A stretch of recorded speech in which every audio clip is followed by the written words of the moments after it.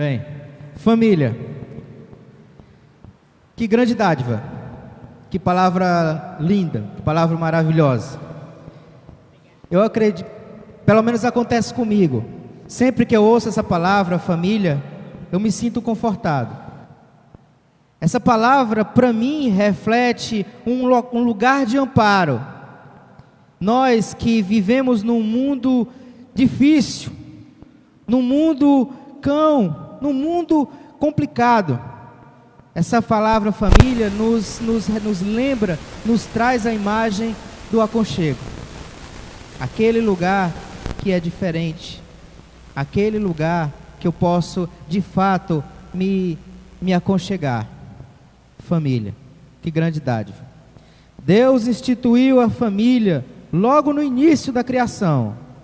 Gênesis 1, 27 e 28, ele diz: e criou Deus o homem à sua imagem, a imagem de Deus o criou, homem e mulher os criou.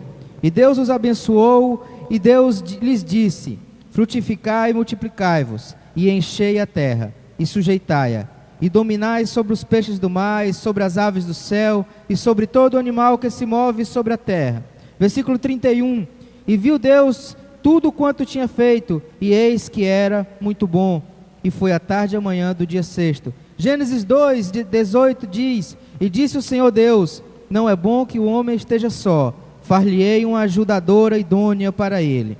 Versículo 24, portanto deixará o homem a seu pai, o seu pai e sua mãe, e apegar-se-á a sua mulher, e serão ambos uma carne. Gênesis 4, 1 e 2, e conheceu Adão a Eva, sua mulher, e ela concebeu e deu à luz a Caim. Disse, alcancei do Senhor um homem, e deu à luz mais a seu irmão Abel.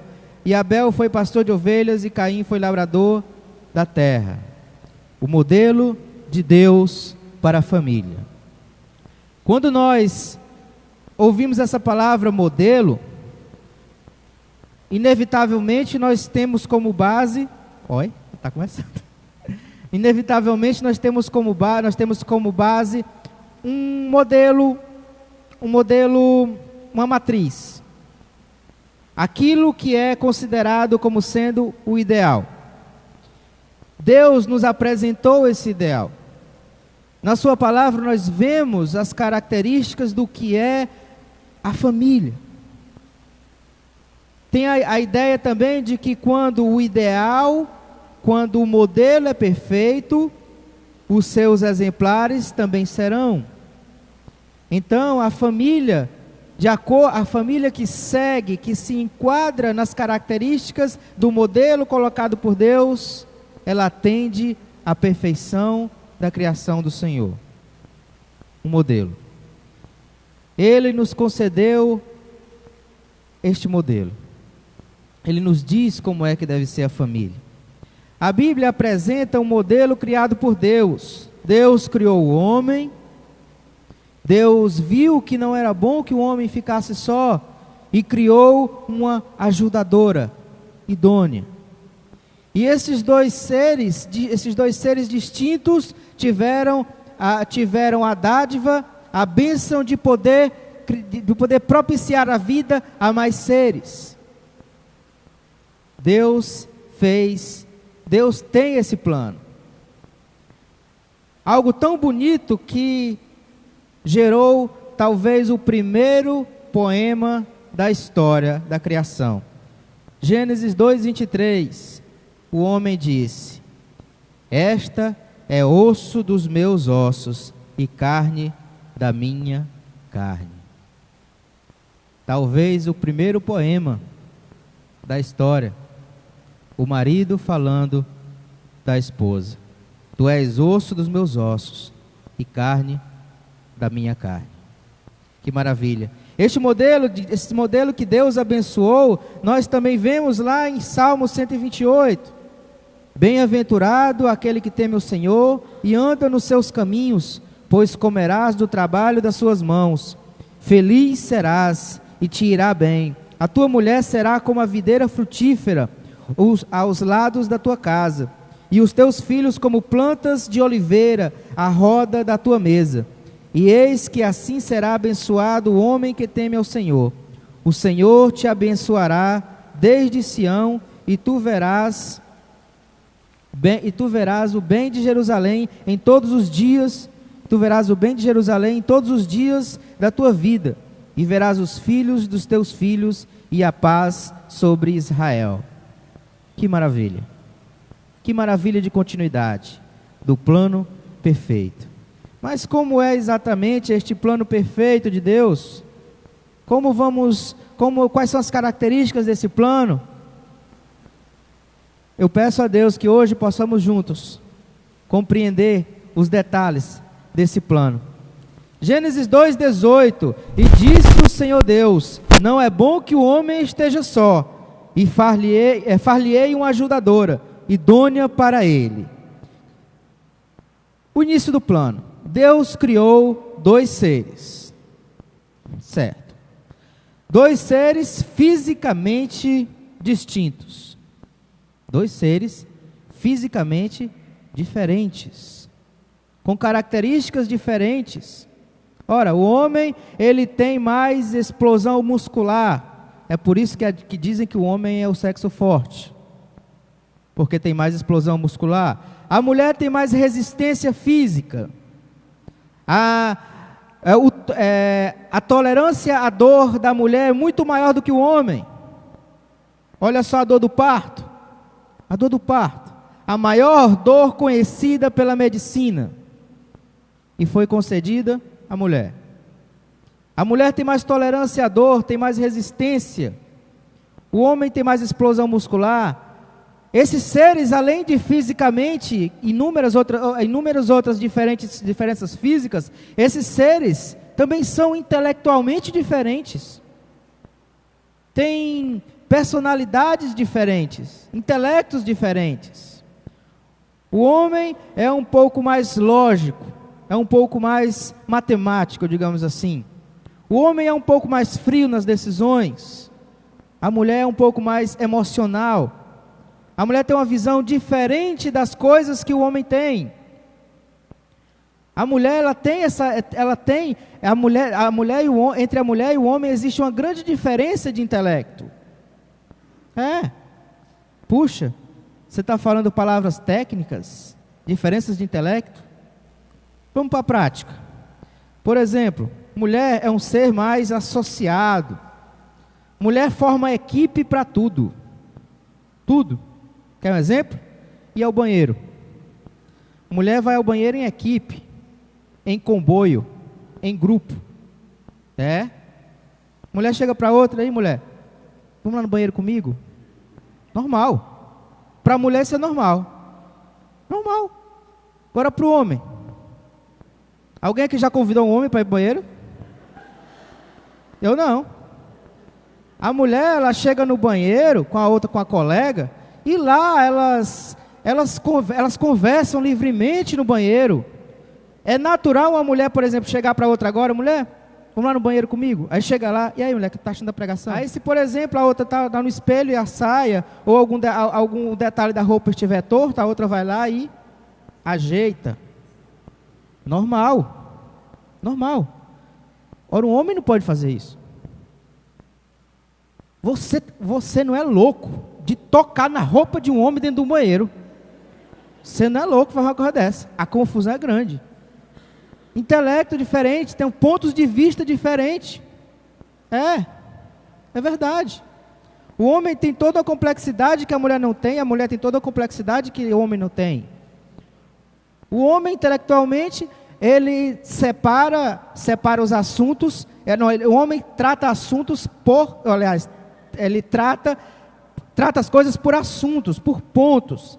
Se está discutindo uma coisa, ele discute só aquela coisa. Terminou. Agora vamos para outra coisa. A mulher não, ela tem uma certa sinestesia. Ela consegue misturar as coisas, consegue ver as coisas de um ponto mais amplo. Talvez isso seja a grande dificuldade das discussões entre homens e mulheres. Porque o homem, ele tem aquela sala, ele tem uma sala para tudo.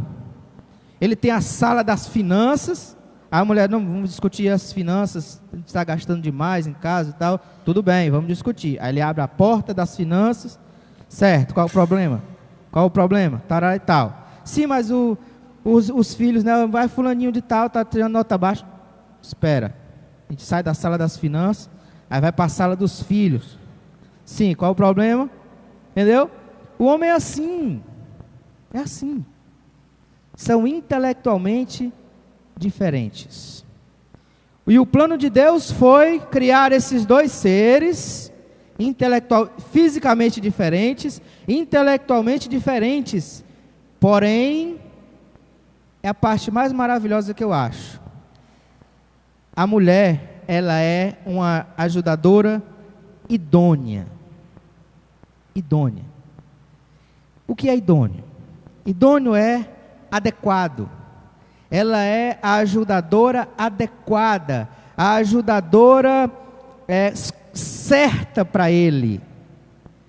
Ou seja, ele não juntou seres que são distintos física e intelectualmente, mas que um é idôneo ao outro. Puxa, tantas diferenças, mas que um é idôneo, é adequado para o outro. Deus criou esses dois seres distintos, mas adequados um ao outro. Portanto, no versículo 24, portanto deixará o homem a seu pai e a sua mãe, e apegar-se-á a sua mulher, e serão ambos uma carne. Juntou estes dois seres. Juntou. Ele ligou estes dois seres distintos, porém adequados e idôneos. E mais, ele juntou por toda a vida. Quando nós vemos técnicas de relacionamento de grupo, por exemplo, uma coisa que comumente se faz é quando existe grande choque entre opiniões, entre características, entre coisas, o que normalmente se faz é não submeter um ao outro. Aliás, e digo, às vezes até acontece, por exemplo, os pais, quando os irmãos brigam, tem pai que você vai ficar agarrado com ele por 1 hora. Você submete um ao outro para curar o conflito, né? Mas em técnicas humanas, puxa, juntar seres diferentes, só podia ser Deus. Deus juntou esses dois seres distintos e os juntou para sempre. Para sempre. O que Deus uniu, não separe o homem. Para sempre. Diferentes, porém adequados, idôneos. E isso para sempre. 1 Coríntios 7,39 diz: a mulher casada está ligada pela lei todo o tempo ao seu marido, todo o tempo que o seu marido vive. Mas se falecer o seu marido, fica livre para casar com quem quiser, contanto que seja no Senhor. Para sempre. Para sempre. Dois seres diferentes, adequados, juntos para sempre. Esse é o plano de Deus para a família. Gênesis 4, do 1 ao 2, diz: e Adão, e concedeu Adão e Eva, e conheceu Adão a Eva, sua mulher, e ela concebeu e deu à luz a Caim, e disse: alcancei do Senhor um homem, e deu à luz mais a seu filho, a seu irmão Abel. Abel foi pastor de ovelhas, e Caim foi lavrador de terra. Estes dois seres teriam a condição de continuar a vida. Puxa, que maravilha. Deus juntou dois seres idôneos para sempre, e estes dois seres poderiam reiniciar o processo. Eles poderiam continuar a vida, poderiam gerar outros seres iguais a eles. Deus deu essa dádiva. Deus deu a dádiva de que a família não parasse em Adão e Eva. Deus deu a dádiva de que a família não parasse nos seus pais. E Deus deu a dádiva que a sua família não parasse em você.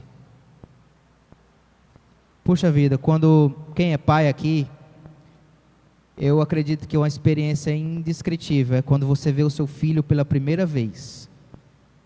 Pela primeira vez. É algo mágico. É incrível a sensação de ver você continuando. E isso é graças a Ele. É graças a Deus. É por causa desse plano perfeito que nós temos essa tão maravilhosa bênção. Bem, esses dois seres teriam a condição de continuar a vida. Esses dois seres poderiam reiniciar todo o processo. Isso é fisicamente. Tudo que discutimos até agora foi a parte mais física do processo, a coisa mais técnica, digamos assim. Mas Deus também deu responsabilidades a essa família. Deus não cuidou apenas da parte logística, digamos assim, da parte física, mas Ele cuidou também da parte espiritual dessa família. E deu responsabilidades. A mulher foi dado o mandamento de se submeter ao marido, como na passagem que o Cacá leu agora há pouco, em Efésios. A mulher foi dada essa responsabilidade de se submeter ao marido. Efésios 5, 22 e 24. Vós mulheres, sujeitai-vos aos vossos maridos, como ao Senhor, porque o marido é a cabeça da mulher, como também Cristo é a cabeça da igreja, sendo Ele próprio o Salvador do corpo. De sorte que assim como a igreja está sujeita a Cristo, assim também as mulheres sejam tudo sujeitas a seu marido. Puxa. Aí, ainda tem homem que fala assim: só isso? Eu tenho que trabalhar, tenho que enfrentar o chefe, tenho que colocar sustento em casa, e a mulher só recebeu isso? Você tem noção do que é ser submissa a alguém? Puxa vida, as mulheres enfrentam muitas coisas para ser fiéis ao Senhor. Imagine só a submissão a alguém. Quando, por exemplo, se o marido, ele busca ser justo diante do Senhor, é mais fácil para a mulher. Mas se não, se o marido não busca, quantas mulheres enfrentam uma batalha com o seu companheiro para fazer o que é certo diante de Deus? Para obedecer a Deus, para obedecer à vontade de Deus em ser submisso. Não é fácil não, irmão. Então nós, maridos, devemos valorizar e muito as nossas mulheres, por obedecerem ao Senhor e serem submissas a nós, maridos. Devemos agradecer a Deus e pedir que Deus sempre abençoe essa mulher, para que ela continue sendo serva fiel a Deus, por isso. Ora, o homem também recebeu o mandamento, também recebeu orientações do Senhor. Ao homem foi dado o mandamento de amar a sua mulher. Efésios 5, 25 ao 29. Vós maridos, amai vossas mulheres, como também Cristo amou a igreja e a si mesmo se entregou por ela, para a santificar, purificando-a com uma lavagem de água pela palavra, para a apresentar a si mesmo igreja gloriosa, sem mácula, nem ruga, nem coisa semelhante, mas santa e irrepreensível. Assim devem os maridos amar as próprias mulheres, como seus próprios corpos. Quem ama a sua mulher, ama-se a si mesmo, porque nunca ninguém odiou a sua própria carne, antes alimenta e sustenta, como também o Senhor a igreja. Puxa vida, aí a mulher pode dizer agora: nossa, eu recebi a orientação de ser submissa, de aguentar esse cara, e agora ele recebeu a orientação só de me amar? Você tem noção do que é amar, este amar que a palavra coloca? Qual é o exemplo, qual o comparativo, aliás, qual é o modelo desse amor que a Bíblia coloca? Jesus. Amar a esposa como Jesus amou a igreja. E o que foi que Jesus fez pela igreja? Se entregou por ela. Deus manda que amemos as nossas esposas ao ponto de nos entregar por ela. Esse amor que Deus coloca também não é fácil. Amar ao ponto de se entregar. E uma outra coisa, um detalhe muito interessante, muito maravilhoso. Olhe só. Quem ama a sua mulher, ama-se a si mesmo, porque nunca ninguém odiou sua própria carne, antes a alimenta e sustenta, como também o Senhor a igreja. Você se cuida. Você se cuida, você procura se alimentar, procura ter saúde, você procura as coisas boas para você? Sim ou não? Por que é que não faz pela esposa? Por quê? Deus manda que amemos as nossas esposas como amamos a nós. Ou seja, eu quero para ela, busco para ela aquilo que eu quero e busco para mim. Esse amor também não é fácil. Assim como a submissão também não é. Mas Deus nos deu essa responsabilidade. Bem, o homem também tem deveres. O homem também recebeu o dever de prover o sustento da família. Mas o prover sustento não significa amar. Eu quis trazer esse ponto porque é muito comum das pessoas confundirem o sustentar, o se dedicar, esse tipo de coisa, confundir com o amor. E não é. O amor é maior que isso. O amor, aliás, a questão de cuidar é apenas a consequência desse amor. Nós devemos amar nossas esposas da mesma forma que amamos a nós mesmos, que cuidamos de nós mesmos, que buscamos o melhor para nós mesmos. Puxa vida, que maravilha esse plano de Deus, certo? E aí falamos do marido, falamos da esposa, e os filhos? Eles não fazem parte da família? Deus também deu responsabilidades aos filhos. Vós filhos, sede obedientes aos vossos pais no Senhor, porque isto é justo. Honra ao teu pai e à tua mãe, que é o primeiro mandamento com promessa, para que te vá bem, para que te vá bem e vivas muito tempo sobre a terra. Irmãos, para você ver o quanto a questão da honra dos filhos para com os pais é tão importante. Deus valoriza tanto os filhos honrarem aos pais, que sabe quando foi que ele se importou com essa regra? Lá nos 10 mandamentos. Faz tempo. E Deus já se lembrou disso. Observando os 10 mandamentos, do 1º ao 4, são regras do ser humano para Deus.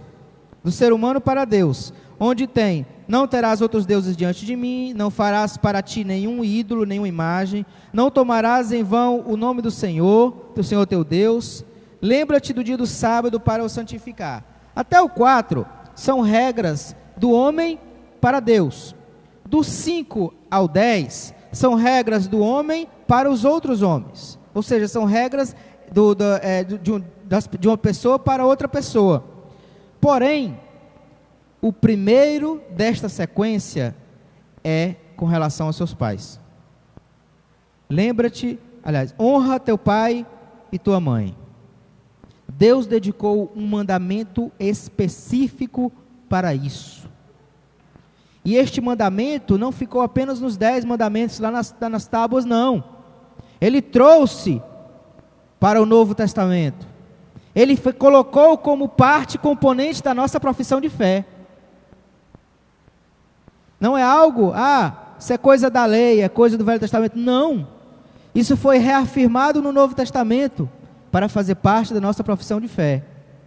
Honrar pai e mãe. Puxa, aos pais, tudo bem, o marido, a mulher, de um para com o outro, os filhos para com os pais, e os pais. E vós, pais, não provoqueis a ira dos vossos filhos, mas criai-os na doutrina e admoestação do Senhor.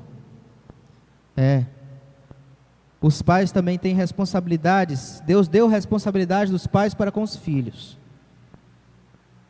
E que responsabilidade. Os nossos filhos têm como principal referência de vida a nós. Sabia disso? Às vezes a criança está fazendo uma coisa e, puxa vida, onde é que esse menino aprendeu? Ora, onde? Em casa. Ele aprendeu dos seus principais modelos. Tem muito pai que faz as coisas e quer que o filho não faça diferente. Aquela velha frase: faça o que eu digo, mas não faça o que eu faço. É inútil você dizer algo para o seu filho fazer se você não faz. É inútil. Olha só, guarde bem essa frase. Nós somos aquilo que fazemos e não aquilo que dizemos. Se eu disser que sou algo, mas eu faço diferente, eu sou aquilo que eu faço e não aquilo que eu digo. Se dizemos aos nossos filhos, não fale palavrão, e nós, qualquer irritaçãozinha, falamos, você não acha estranho se o seu filho estiver falando. E outra coisa, quer saber o culpado disso? Vá no espelho. Nós temos uma grande responsabilidade com os nossos filhos. Deus nos deu uma grande responsabilidade para os nossos filhos. Bem, esse é o plano perfeito de Deus. Porém, o mundo, ele também tem um plano. O mundo também tem um plano. E sabe qual é o grande perigo desse plano? É que ele parece ser interessante aos olhos. O mundo diz: mulheres, ultrapassem a autoridade dos seus maridos. Olha, vai obedecer esse cara por quê? Maridos, sejam infiéis às suas esposas. Filhos, desobedeçam seus pais. Pais, entreguem os seus filhos para o mundo criar, não, para a internet criar, para a televisão criar. Eu estou falando isso de maneira grosseira, só para realçar, mas o mundo não faz isso. O mundo apresenta essa ideia de uma maneira bem sutil, de uma maneira bem serena, para que chegue aos nossos ouvidos como algo bom. Quer ver? Olha só. O mundo apresenta as suas regras de família. Puxa, mulheres, para que concordar com ele se ele está errado? Para que ser submissa a ele se a sua ideia é melhor? O que se vê por aí de mulher que parte para cima do homem que só falta bater, eu já vi casos, parece engraçado, mas realmente aconteceu. Eu tive um colega de trabalho que ele apanhava da mulher, literalmente. Ela botava ele para dentro de casa, trancava a porta e saia todo arranhado, parecia que estava brigando com um gato. Tem mulheres que afrontam os seus maridos, que desobedecem, que passam por cima. Eu vejo muito por aí. E tudo isso em nome da democracia. A minha ideia é melhor, eu creio que é assim, a minha mãe pensa que é assim, os meninos também estão achando que é desse jeito, então você está errado. Em nome da democracia, é uma palavra tão bonita. O mundo apresenta regras de forma bem sutil, mas que vão de contra a vontade de Deus. Puxa, maridos, o mundo apresenta a ideia de que infidelidade é algo normal. As novelas apresentam casos de infidelidade que chegam a ser engraçados. O que se ouve de comentários de fulano fez isso, fulano fez aquilo, e nem foi descoberto, e tal. O mundo apresenta este paralelo de família que tem um relacionamento extraconjugal como algo natural.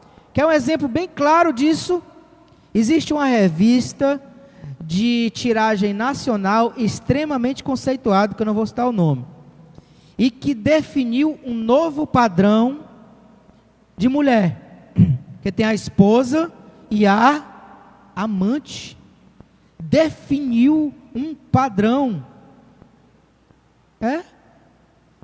algo como sendo natural, que muitas mulheres estão optando por esse padrão, porque não tem as mesmas dores de cabeça que a esposa tem, que tem mais liberdade, que também o indivíduo parece ser mais generoso financeiramente, parece ser mais carinhoso e tudo mais. Definiu uma nova categoria, revista de tiragem nacional extremamente conceituada, retratando uma realidade natural na nossa sociedade, e que apresenta de uma forma tão sutil, tão serena, que chega a parecer algo interessante aos olhos humanos. Esse é um dos modelos que o mundo apresenta de família. Olha os filhos. Olha, filhos, honrar aos pais. Sabe o que é que se vê mais comumente por aí? É pais honrando os filhos. Pais honrando os filhos. Puxa vida.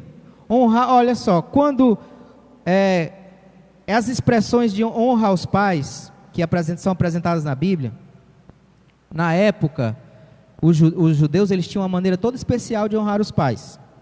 Uma maneira toda especial. Bem diferente do que nós costumamos ver. Por exemplo, existem alguns escritos que os judeus eles viviam com base na Torá, certo? Existem alguns escritos que eles comentam e traduzem a Torá, certo? E no tocante à honra dos pais, é narrado em um desses escritos o exemplo de um homem chamado Tarflon. Ele era um rabi. Esse rabi, ele deitava-se no chão para que a sua mãe pudesse descer da cama e subir na cama, porque ela estava doente. Ele se deitava no chão, ele servia de tapete para ela. O que se vê mais comumente hoje em dia, que a sociedade, o século nos mostra, é filhos dialogando, sabe, assim, cara a cara com os pais, de igual importância em casa. Eu não concordo. Olha a mídia, cara. A mídia mostra, por exemplo, pais são aconselhados a dialogar com os filhos sobre perda da virgindade na adolescência.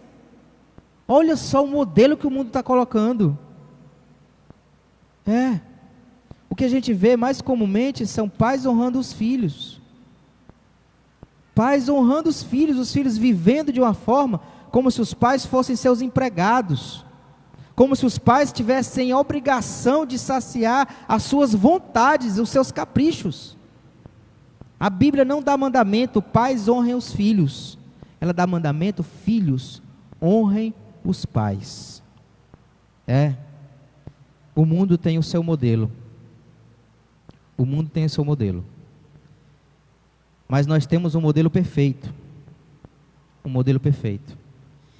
E ele está aqui. Deus nos deu esse modelo para que possamos verdadeiramente dizer: eu e minha casa servimos ao Senhor. Para que possamos realmente viver essa verdade, para que possamos olhar para o Senhor e dizer: Senhor, eu e minha família somos seus. Que Deus nos abençoe para que possamos seguir o modelo de Deus para a nossa família. Que Deus nos abençoe para que possamos ser famílias fiéis ao Senhor. Que Deus nos abençoe, que nos ajude a sempre identificar quais são as ciladas do inimigo para a nossa família, e que nos proteja destas ciladas. Que sempre possamos dizer: eu e minha casa servimos ao Senhor. Que o Senhor nos abençoe.